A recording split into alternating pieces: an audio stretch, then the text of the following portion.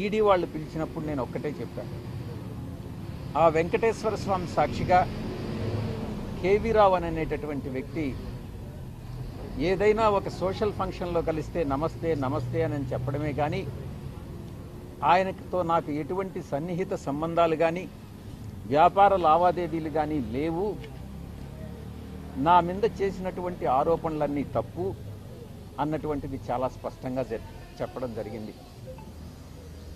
నేను వెళతాను, ఆయన్ని రమ్మనండి, ఆ దేవదేవులైనటువంటి వెంకటేశ్వర స్వామి మీద ప్రమాణం చేస్తాము అని మరొక్కసారి మీ ముందు నేను చెప్తా ఉన్నా.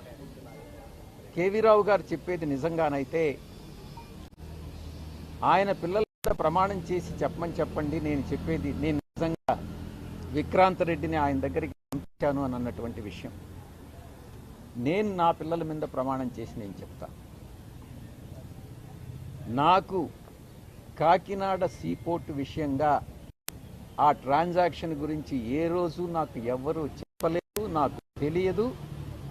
కేసు పెట్టిన తరువాత పూర్తిగా వివరాలన్నీ సేకరించిన తర్వాత అప్పుడే నాకు కాకినాడ సీపోర్ట్ అరవిందో వాళ్ళు అక్వైర్ చేశారు, 42% ఏదో అక్వైర్ చేశారు అన్నటువంటి విషయం తెలిసింది. చెప్పేది పూర్తిగా వినండి. విక్రాంత్ రెడ్డి అనే అతను నాకున్న పరిచయం చాలా కొద్ది, పిల్లవాడు.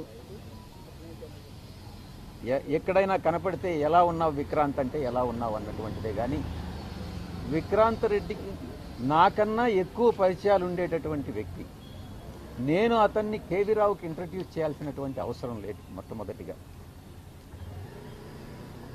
ఎవరైనా ఏదైనా ఉద్యోగం కోసమో ఎవరైనా వస్తే ఏదైనా ఇండస్ట్రియలిస్ట్కి ఫోన్ చేసి చెప్పమంటే చెప్తానే కానీ నాకు ఏ వ్యాపారాలు లేవు. నేను పూర్తిగా 24 గంటలు 365 రోజులు పార్టీ కోసంగా నేను పనిచేసే కానీ రాజకీయాలు